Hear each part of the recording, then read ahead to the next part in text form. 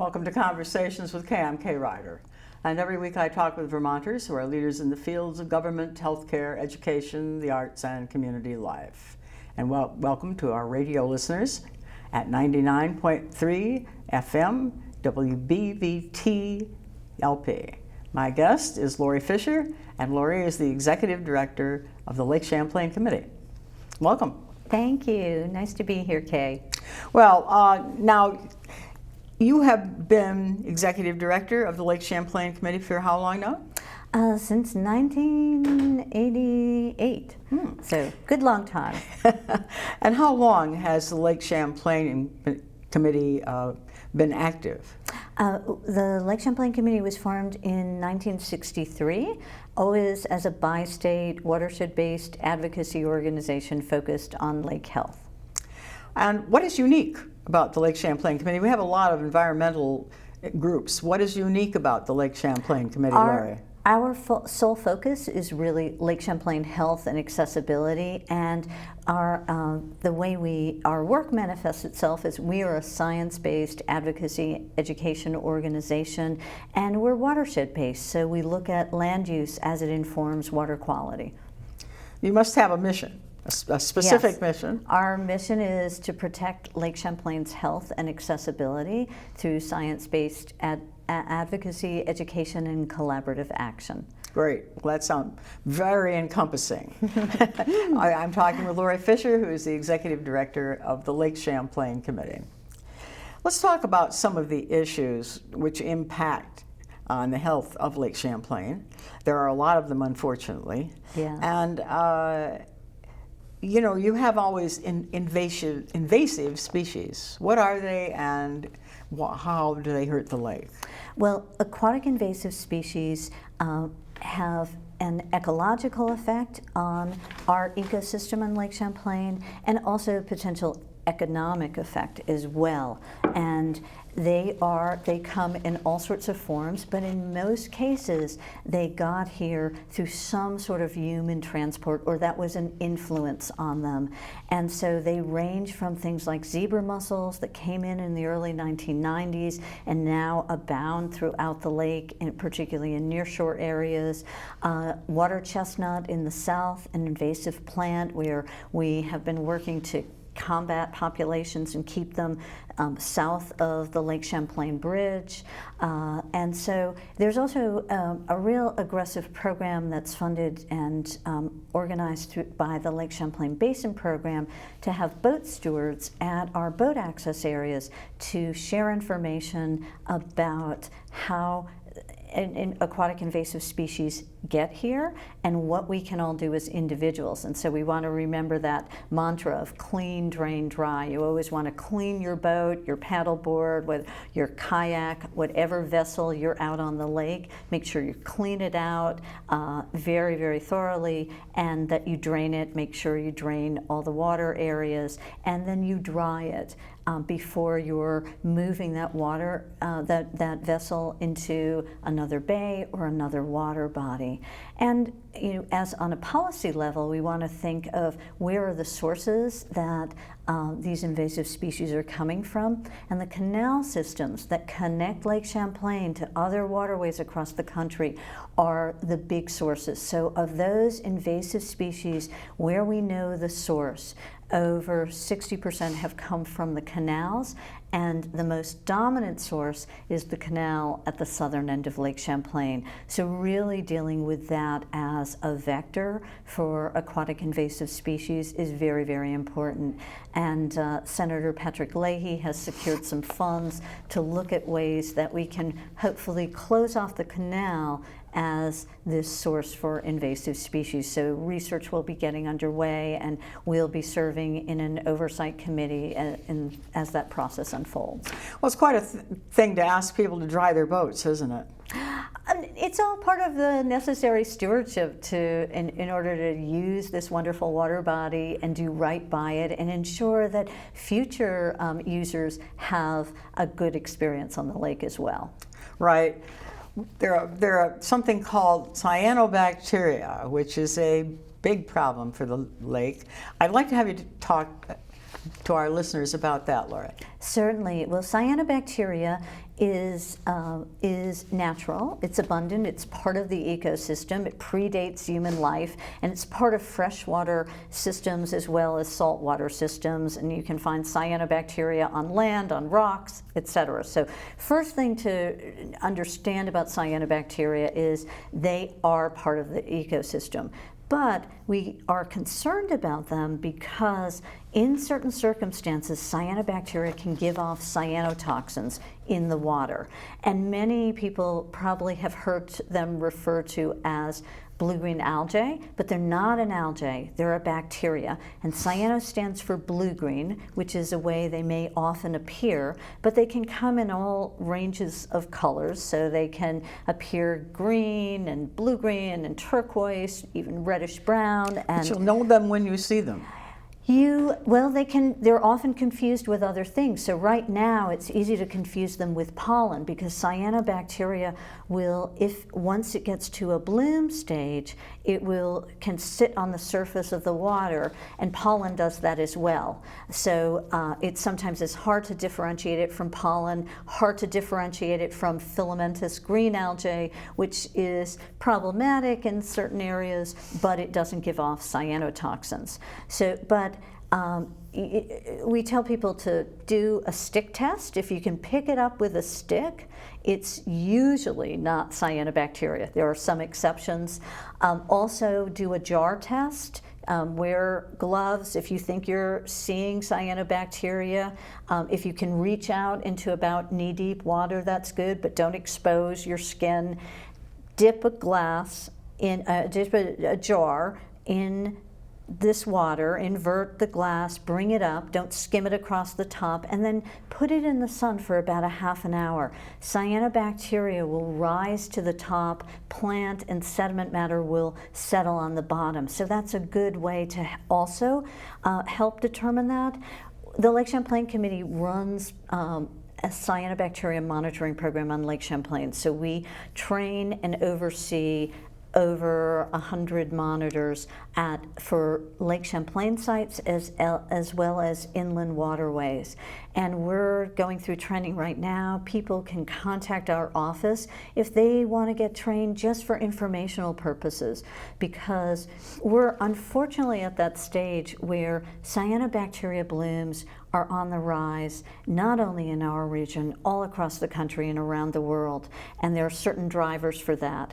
One is nutrient loading. So we as an organization have had a long time approach and programmatic work as well as policy initiatives focused on reducing nutrient loading to Lake Champlain, because that feeds not only algae blooms, but it feeds cyanobacteria blooms, the ones that can potentially give off these toxins. Phosphorus would be, yes. Yeah. Phosphorus is one of those things, farm runoff. Farm runoff, one source, stormwater, depending upon where you are in the lake, one land use pattern will have more influence than another, perhaps. In our cities, and the more developed areas, we have to really focus on the stormwater runoff, our wastewater treatment facilities. But in areas like Missisquoi Bay, for instance, which has a lot of agricultural land around it, that's another feeder of phosphorus that we really need to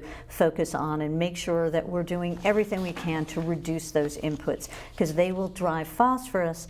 And then once phosphorus is there, the table is set for blooms to flourish, particularly as temperature rises, as the water warms up, and also depending upon weather patterns. We're going into a spate of pretty hot still days with temperatures predicted for 4th of July in the 90s.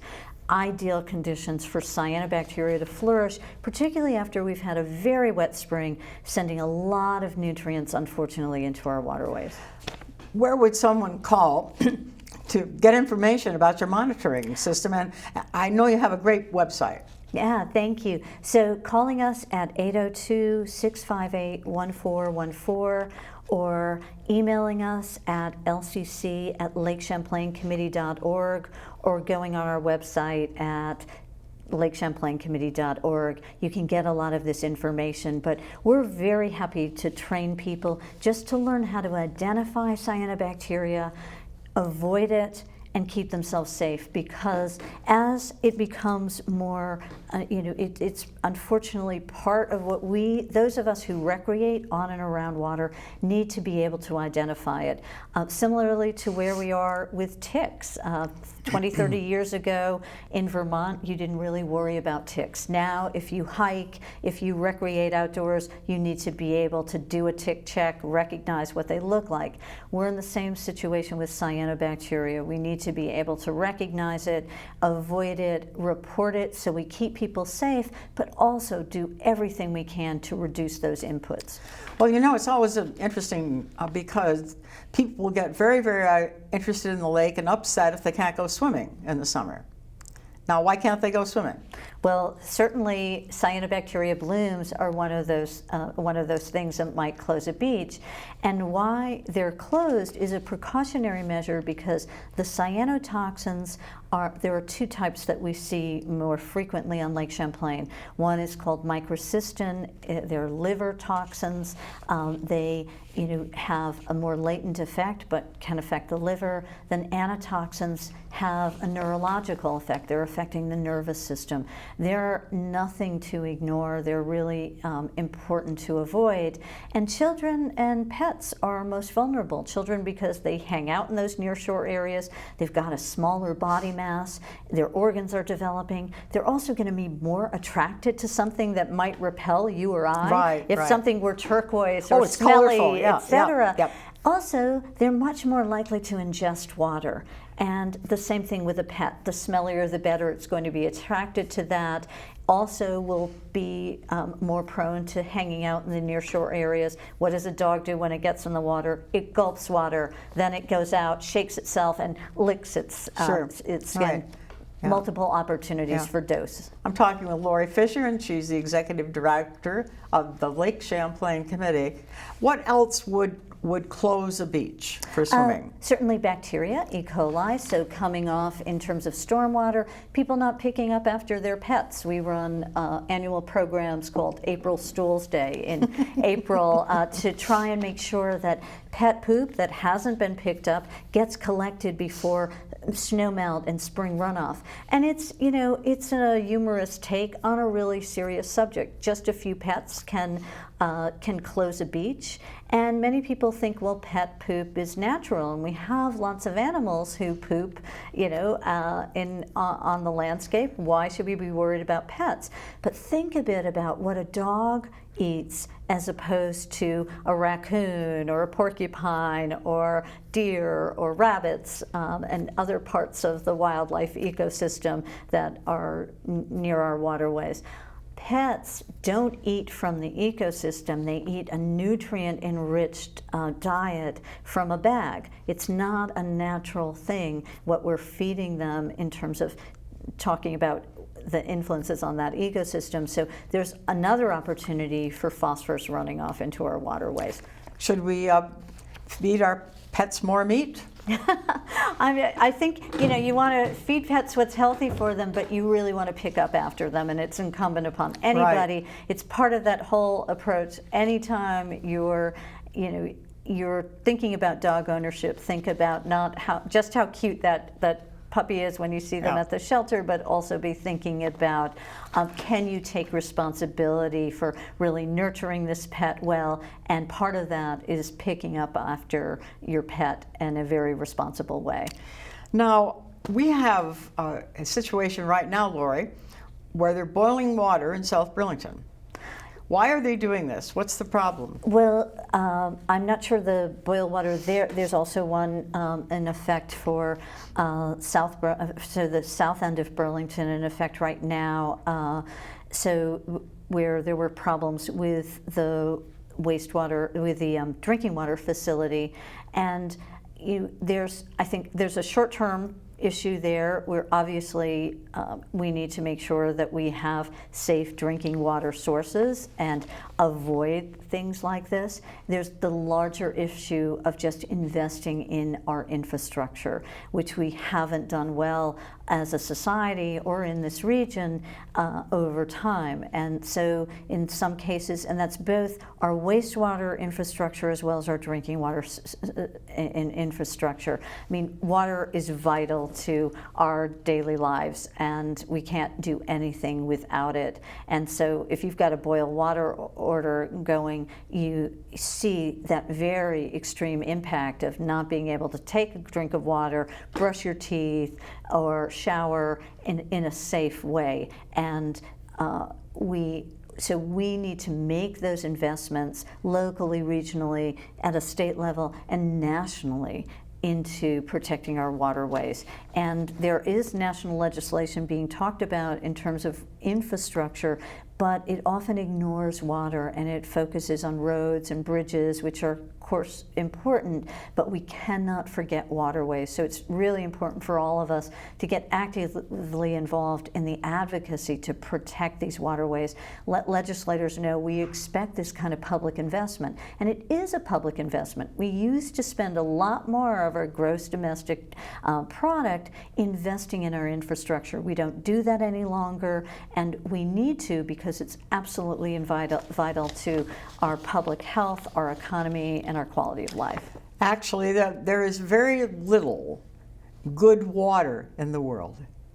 Yeah, and we're not making more of it. So what we have is finite. You know, we replenish it certainly through the water cycle, but water is going to be the resource that is going to be increasingly challenged in, particularly in this age of climate change, and we have to protect it. So if we're lucky to have high quality waterways, we need to be proactive about investing in them, and those areas that are degraded, we also have to dedicate resources, both technical support and financial support, in improving that water quality.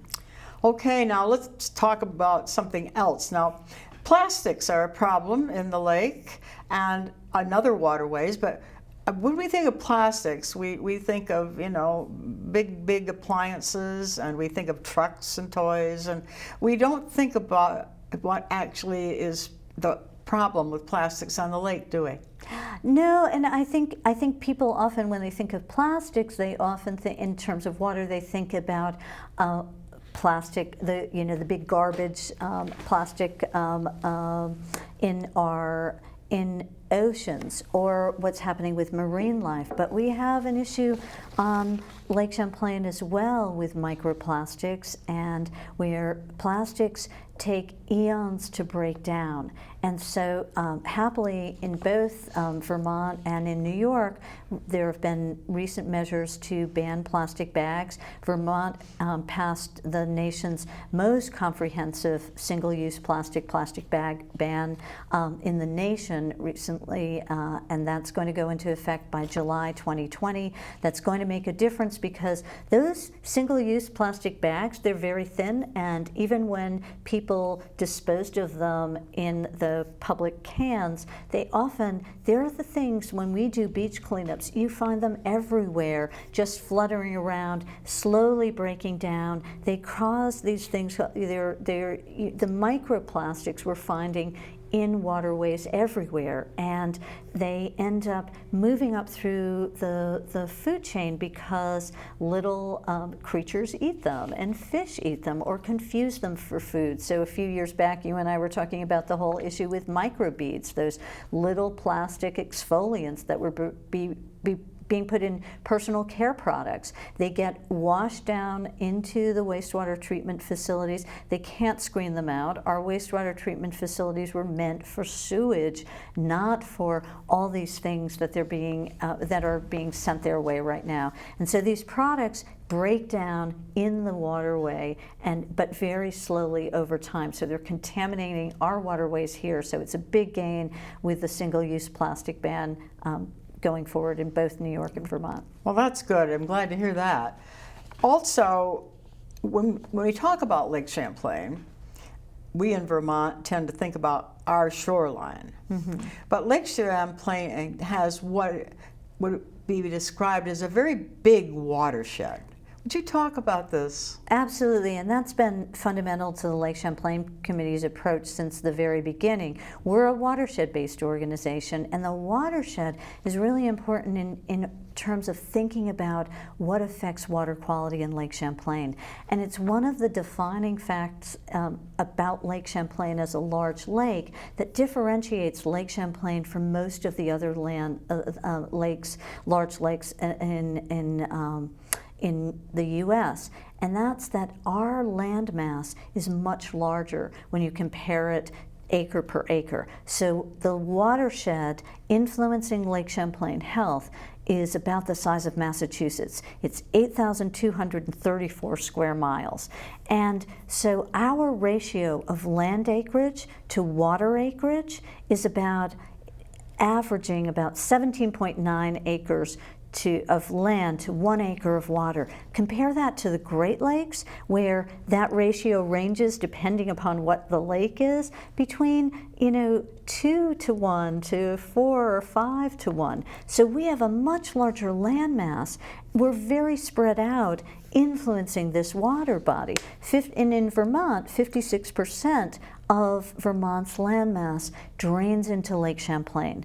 So all of us who live in this watershed, this is our water body, a big water body to help care for and steward. And we have to think even some of the actions that take place in the upper reaches of the watershed can ultimately affect lake health. So that's why our land use patterns are very important to consider when we think about water quality. Now, what can we all do about water quality? We talk about big problems. So everybody has a green lawn, and everybody likes this lawn. But can lawns be friendly to the lake? Somewhat, but I think we do have to rethink the American lawn. It is a monoculture, it's not a healthy system. Generally, you want to, when you're talking about vegetation, you want much more diversification. But okay, say you're just adamant that you want this green lawn. We're involved partnering with the Lake Champlain Basin Program, Lake Champlain Sea Grant, and a host of other organizations on several campaigns. One is Don't Pee on the Lawn, because the Lake Champlain Committee has worked to get legislation passed banning phosphorus-based fertilizer for lawn application unless your lawn a soil test shows that your lawn needs it. Most of the lawns within the Lake Champlain watershed are nutrient rich. So don't, when spring comes along or early summer, thinking you want that green lawn, don't just willy-nilly apply a phosphorus-based fertilizer. First, you want to look at the numbers on any bag that you buy. That middle number refers to the phosphorus number. It should be 0, okay? Otherwise, get a soil test and make sure you only apply what's needed for your lawn. So that's first up. Don't be fertilizing it if you can. Then the other thing is raise the blade. So we're part of this campaign, and you'll see businesses throughout the watershed emphasizing these principles of raise the blade. You want to raise the blade on your mower to make sure it doesn't cut more than 3 inches. You want a good stem of lawn cut, so you want to mow high. And the reason for this is that by doing that, you're encouraging a stronger root system, okay? It's going to hold soil better, it's going to hold water better, and it's going to allow nutrients to filter through that soil system. You'll also have a much healthier lawn system. So if you're somebody who really likes that lawn, you want to mow high. You want to leave those clippings on the grass. They're natural. They'll feed the system, and they'll help just support the healthy lawn, and then you want to protect the base of that grass blade from mowing out by, cutting only a third of that grass blade. Okay, so that's going to help you provide a much healthier lawn, and it's going to be much better for our ecosystem because it's going to work much more like a sponge and filter those nutrients and avoid them running off into our waterways. Right. I'm talking with Lori Fisher, and she's the executive director of the Lake Champlain Committee. Are there other things that we ourselves can do? We talk about various things, but there are a lot of things we can do. But I'd like to move on. Lake Champlain is beautiful. Absolutely. And we all love to go there. We love the water sports. We love to swim, and we all know that we have these problems, but we love to get out on this lake. And you have a very exciting thing, I think. The Lake Champlain Committee has sponsored a paddler's trail. Yes, we are the home organization for the Lake Champlain Paddlers Trail. We oversee about 43 sites on Lake Champlain shoreline and islands. They're publicly and privately held, so we do this in partnership with state agencies as well as municipalities, with local parks, and have 43 day use and overnight sites that provide access to about 600 campsites on Lake Champlain. So it's a great way to explore Lake Champlain under your own power, and a wonderful resource. And we produce, if you are a member, you get an annual guidebook that gives you everything you need to explore these sites on Lake Champlain. And they're designated. If you go out on the water, you'll see signs. Once you get to a site, this little sign helps confirm that you're in the right place. But it's a wonderful way to explore Lake Champlain, get out there under your own power. And we have a new site this year we're really excited about with our partners at the Lake Champlain Maritime Museum. And if people go there as members with their guidebook in hand, and if they paddle there, they get free access to the museum that day. So it's a Great. wonderful way to explore the lake, learn about its history and ecology, and get out on the water. Well, I think you're doing a good job, Lori. You have a lot to do, and I love the idea of the Paddler's Trail. Thank you for coming, and thank you for joining us on Conversations with Kay.